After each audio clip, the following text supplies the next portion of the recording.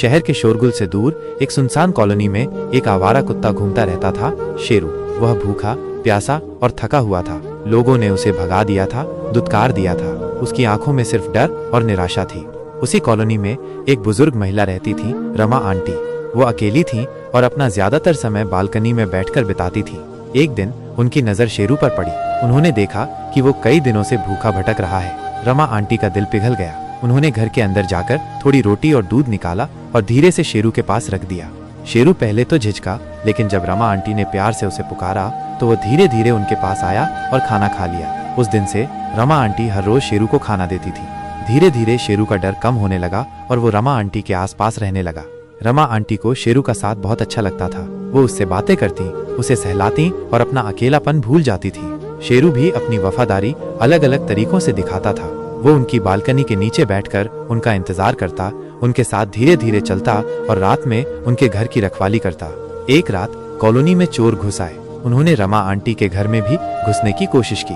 तभी शेरू जोर जोर से भौंकने लगा। उसकी आवाज सुनकर पड़ोसी जाग गए और उन्होंने तुरंत पुलिस को फोन कर दिया। चोर शेरू के भौंकने और लोगों के जागने की वजह से भाग गए। रमा आंटी की जान शेरू की वफादारी से बच गई थी। कॉलोनी के लोग शेरू की बहादुरी देखकर हैरान थे। उन्होंने समझा कि एक आवारा कुत्ता भी कितना वफादार और मददगार हो सकता है। उस दिन से शेरू सिर्फ रमा आंटी का वफादार साथी ही नहीं, बल्कि पूरी कॉलोनी का हीरो बन गया। लोगों ने उसे प्यार और सम्मान देना शुरू कर दिया। रमा आंटी ने उसे अपने घर में जगह दी और वो हमेशा उनके साथ रहने लगा। कुछ साल बीत गए। शेरू अब बूढ़ा हो चला था। उसके बाल कुछ सफेद हो गए थे, लेकिन उसकी वफादारी में कोई कमी नहीं आई थी। रमा आंटी भी अब पहले से ज्यादा कमजोर हो गई थी। शेरू हमेशा उनके आसपास रहता, उनकी हर आहट पर ध्यान देता। एक दिन रमा आंटी बीमार पड़ गईं। उनकी तबीयत बहुत ज्यादा खराब हो गई और उन्हें अस्पताल में भर्ती कराना पड़ा। शेरू बेचैन हो गया। वो दिन भर अस्पताल के गेट के बाहर बैठा रहता, मानो अपनी प्यारी दोस्त के ठीक होने का इंतजार कर रहा हो। अस्पताल के कर्मचारियों ने उसे कई बार भगाने की कोशिश की, लेकिन वो टस से मस नहीं हुआ। उसकी आंखों में रमा आंटी के लिए गहरी चिंता झलकती थी। जब रमा आंटी को होश आया और उन्होंने नर्स से पूछा कि बाहर कौन बैठा है, तो नर्स ने उन्हें शेरू के बारे में बताया। रमा आंटी की आंखों में आंसू आ गए। उन्होंने नर्स से कहा कि वो शेरू को एक बार उनसे मिलने दे। नियमों के विरुद्ध होने के बावजूद नर्स रमा आंटी का प्यार और शेरू की वफादारी देखकर पिघल गई। उसने शेरू को सावधानी से अंदर आने दिया। शेरू धीरे धीरे रमा आंटी के बिस्तर के पास गया और अपनी बूढ़ी मालकिन के पैरों को चाटने लगा।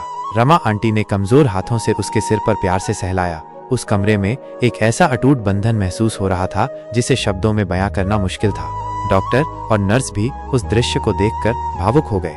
उन्होंने महसूस किया कि ये सिर्फ एक इंसान और एक जानवर का रिश्ता नहीं, बल्कि प्यार और वफादारी की एक अनमोल मिसाल है। रमा आंटी कुछ दिनों बाद ठीक होकर घर लौट आईं। शेरू की खुशी का ठिकाना नहीं था। उसने अपनी बूढ़ी मालकिन के चारों ओर चक्कर लगाया और अपनी पूंछ हिलाकर अपनी खुशी का इजहार किया। उस घटना के बाद अस्पताल के कर्मचारियों और कॉलोनी के लोगों की शेरू के प्रति श्रद्धा और बढ़ गई। उन्होंने समझा कि जानवर भी प्यार और वफादारी की गहरी भावनाएं रखते हैं। एक और मोड़। एक सुबह रमा आंटी हमेशा की तरह शेरू को ढूंढने निकली, लेकिन वो कहीं नहीं मिला। उन्होंने पूरी कॉलोनी में उसे ढूंढा, लेकिन शेरू का कोई पता नहीं चला। रमा आंटी बहुत उदास हो गईं। उन्हें लगा कि उनका प्यारा साथी उन्हें छोड़कर चला गया। कई दिन बीत गए। रमा आंटी ने उम्मीद छोड़ दी थी। एक शाम जब वो बालकनी में बैठी थीं, उन्होंने दूर से एक बूढ़े और कमजोर कुत्ते को अपनी ओर आते देखा।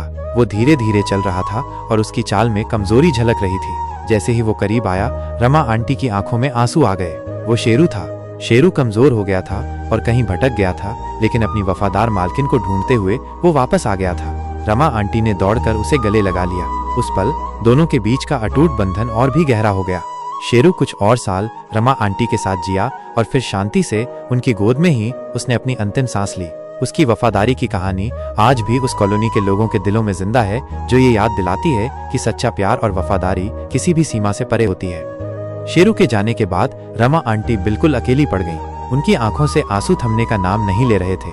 उन्हें हर पल शेरू की याद आती, उसकी वफादारी और उसका प्यार उन्हें कचोटता रहता था। घर सूना सूना लगता था। बालकनी पर अब कोई उनका इंतजार नहीं करता था।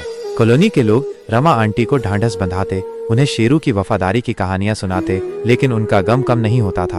उन्हें लगता था कि शेरू के साथ ही उनका एक हिस्सा भी चला गया है। एक दिन जब रमा आंटी बालकनी में बैठी उदास थीं, उनकी नजर नीचे सड़क पर पड़ी। कुछ बच्चे एक छोटे से पिल्ले को पत्थर मार रहे थे। पिल्ला डरकर चींची कर रहा था और भागने की कोशिश कर रहा था। रमा आंटी को तुरंत शेरू की याद आ गई, जब वो भी इसी तरह डरा हुआ और अकेला भटक रहा था। उनसे रहा नहीं गया, वो धीरे धीरे नीचे उतरी और बच्चों के पास गईं। उन्होंने प्यार से पिल्ले को उठाया। पिल्ला बुरी तरह से डरा हुआ था और कांप रहा था। रमा आंटी उसे अपने घर ले आई। उन्होंने पिल्ले को नहलाया, उसे खाना दिया और उसका नाम आशा रखा।